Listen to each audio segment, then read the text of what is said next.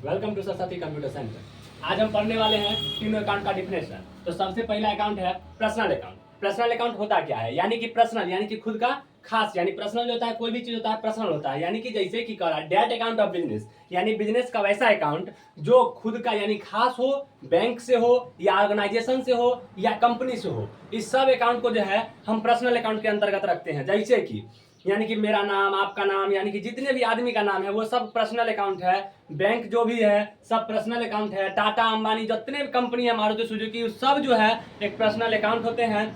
उसके बाद real account है। All assets of business is called real account. यानी एसेट्स मतलब होता है संपत्ति, यानी बिजनेस का वैसा संपत्ति जिसे हम बेचकर पुनः पैसा प्राप्त कर सकते हैं, वही रियल अकाउंट कहलाता है। जैसे कि अब यहाँ कंप्यूटर क्लास हम कर रहे हैं तो जैसे कंप्यूटर जो है वो एक रियल अकाउंट है, क्योंकि उससे बेच के हम पैसा प्राप्त कर सकते हैं। होम यानी कि यहाँ अगर घर है, अगर हम चाहेंगे कहीं बेच के पैसा प्राप्त करना तो कर सकते हैं। यानी फर्नीचर यानी कि जो भी बेंच डेस्क रखा हुआ है तो वो बेच के फिर से पैसा हम प्राप्त कर सकते हैं, तो उसे हम रियल अकाउंट कहते हैं। नॉमिनल अकाउंट, नॉमिनल अकाउंट बहुत ही इंपॉर्टेंट होता है। अब यह क्या होता है तो समझिए। नॉमिनल अकाउंट वैसा अकाउंट होता है ना जिसको हम छू सकते हैं ना ही हम देख सकते हैं, लेकिन हमारे बिजनेस पे इफेक्ट डालता है, वही नॉमिनल अकाउंट कहलाता है। जैसे कि हम किसी को काम पे रखे तो उसको हम सैलरी दिए, तो सैलरी दिए तो कहां से दिए? बिजनेस में से दिए। बिजली बिल भरे तो बिजनेस में से भरे।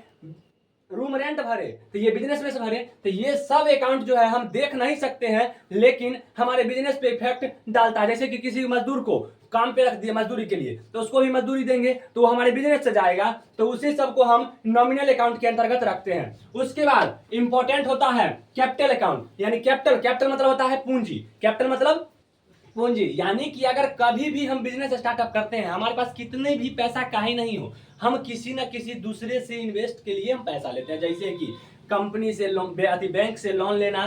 जैसे अंबानी अगर चालू करेगा तो वो भी लोन लेगा। काहे लोन लेगा? उसके पास पैसा है, उसके बाद भी वह लोन इसलिए लेता है इनकम टैक्स का रेट ना पड़े। क्योंकि अगर आप ब्लैक मनी है तो आप कैसे पता कीजिएगा? से अगर आदमी आएगा पूछेगा से आप इतना रुपया इन्वेस्ट किए तो आप कहाँ से लाए, तो क्या जवाब दीजिएगा? आपके पास तो जवाब नहीं रहेगा। इसीलिए आप लोन लीजिएगा 1 लाख, लगाइएगा 2 लाख, 10 दिन बाद कहिएगा कि हमने 3 लाख कमा लिए। तो वो सब जो होता है वो कैपिटल अकाउंट के अंतर्गत है। क्या कि यानी कोई भी बिजनेस में हमें इन्वेस्ट करने के लिए कैपिटल अकाउंट ही देता है। और हमें जो होता है कंपनी में जो होता है, जैसे कि कोई कंपनी आता है तो बोलता है आपके साथ हम डील फाइनल कर रहे हैं तो आप हमारे साथ डील कीजिए, तो ये सब जो अकाउंट होते हैं वह कैपिटल अकाउंट होते हैं। Thank you for watching video.